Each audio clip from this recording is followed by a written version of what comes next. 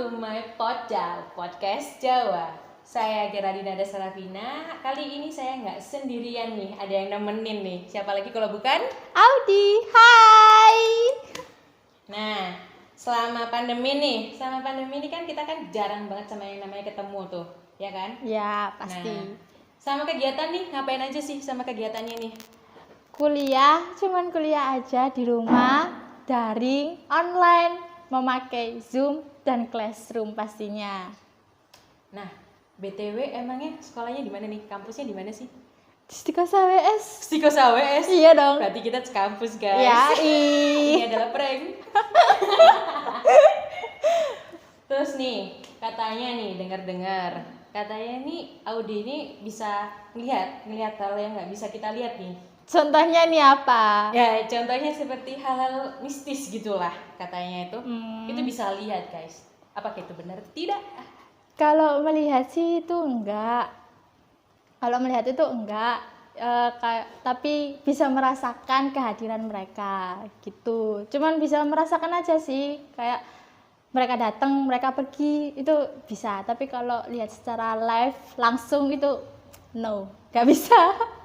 Nah, kan biasanya nih kalau misalnya orang yang punya penglihatan seperti itu tuh biasanya itu dari orang tua atau dari nenek moyang. Emang dari mana sih? Lihatnya itu dari mana?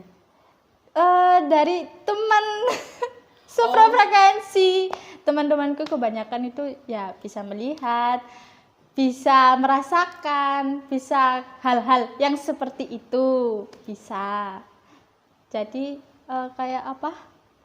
Nular bahasa Jawanya. Oh, berarti nular. Jadi dari dari teman sekumpulan itu kan bisa melihat semua tuh. Pasti bakal ikut ngerasain hal-hal seperti itu juga, guys. Terus pengalaman pribadi ngapain aja? Banyak sih kalau mau diceritain. Kamu mau yang mana? Yang biasanya kayak terngiang-ngiang kayak nggak mau lagi nih kayak gini nih. Oh, ada. Itu satu cerita yang emang benar-benar udah lama banget. Waktu aku SMP kelas 9 mau mendekati ujian, itu ada satu cerita emang. Ada satu cerita aku bantu temanku. Kan aku emang dulu tuh sering bantu temanku buat yang hal-hal yang kayak gitu emang. Tapi ada temanku ini tuh digangguin.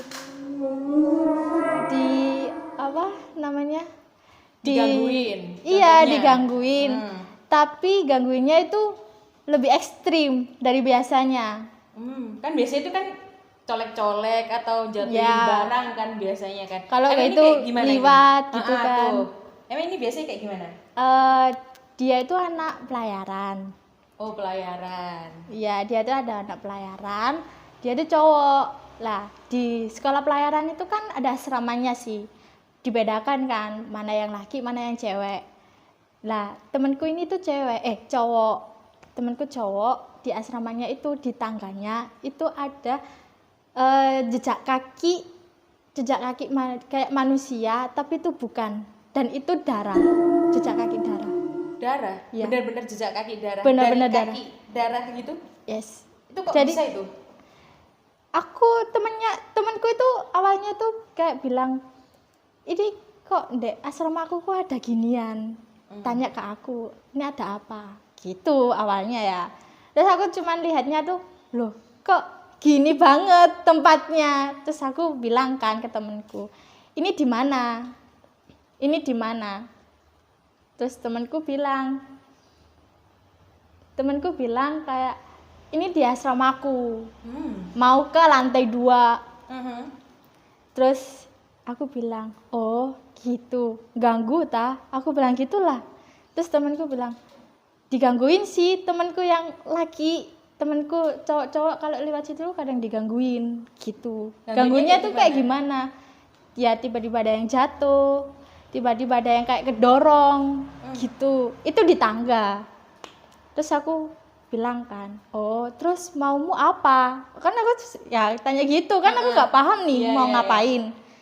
Terus temanku bilang, kamu bisa nggak bantu aku? Bantu apa? Bantu buat apa sih maksudnya orang ini gitu. pertamanya tuh tanya, ini tuh ada siapa?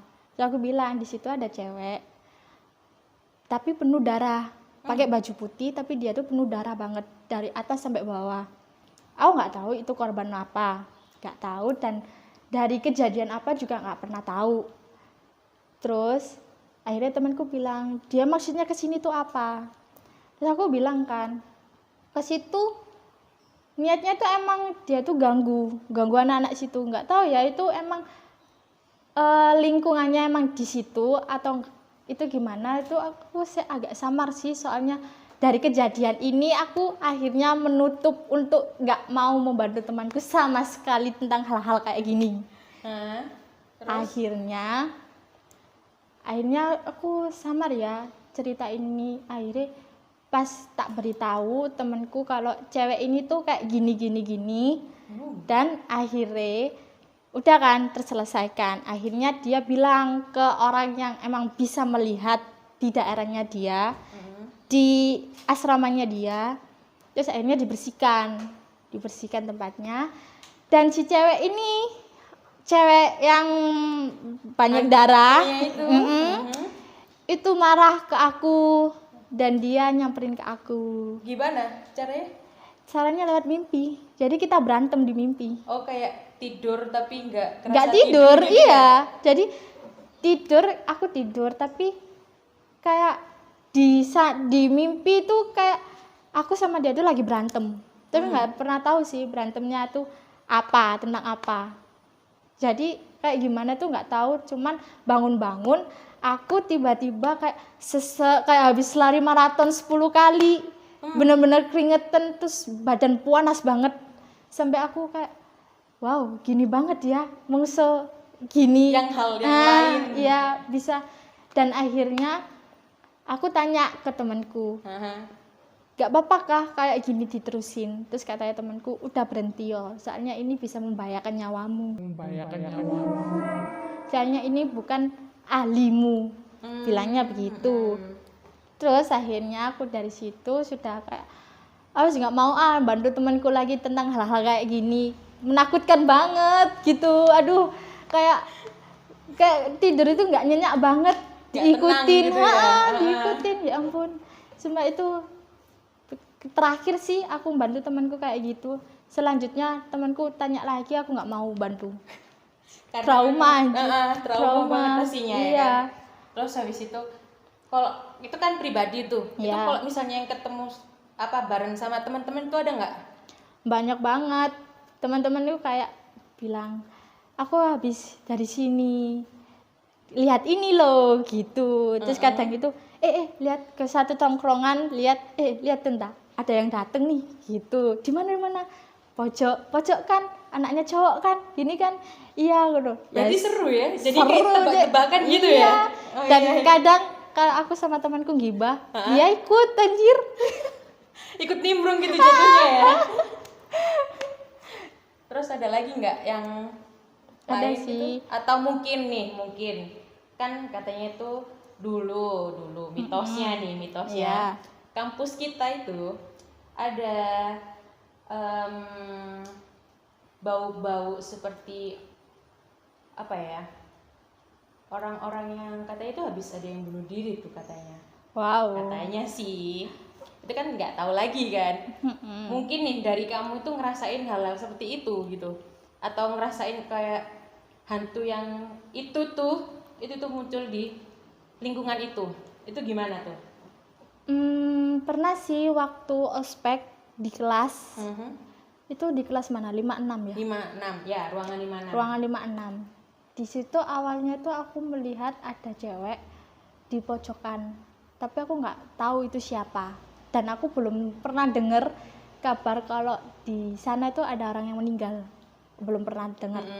Cuman aku kayak pikirku ya kayak, oh itu orang penunggunya lah, istilahnya kayak gitu. Iya, penunggunya Aku gitu bilang, oh ya udah, aku nggak mau ganggu dan dia juga nggak ganggu di situ.